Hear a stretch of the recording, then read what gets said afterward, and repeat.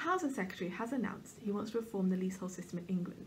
He wants to remove ground rents, which means that leaseholders will no longer have to pay a fee to the freeholder.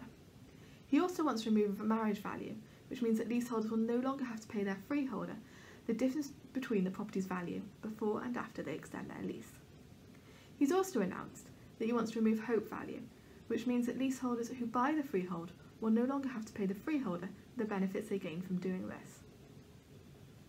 There would of course be several benefits to leaseholders. Most notably, there'll be a cut in the cost of extending leases, and it'll be much easier for those wishing to purchase the freehold their property sits on to do so.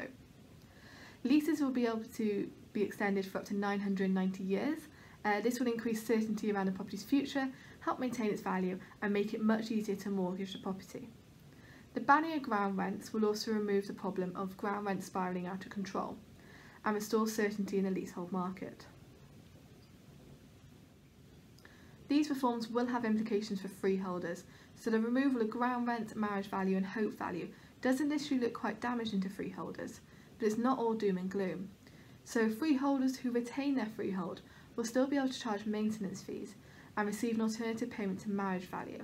However, this alternative payment has yet to be announced. The effects of these reforms will depend on whether the leasehold is a flat or a house, so freeholders of flats will still be able to maintain significant control over the property due to there being adjoining properties and shared spaces. There'll also be implications upon the wider housing market. So currently, short leases of less than 70 years do sometimes send alarm bells to mortgage lenders due to the uncertainty surrounding the property's future. Mortgage lenders who do mortgage these properties do sometimes charge a higher mortgage rate than they would for a freehold property due to this uncertainty. In theory, these reforms should remove this uncertainty and make it much easier to mortgage a leasehold property and therefore protect its value.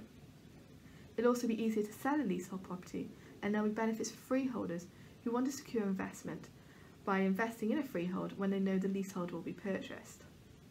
As of yet, there is no date as to when these reforms will be implemented, but if you keep an eye on the Tiger Law website, we'll keep you updated.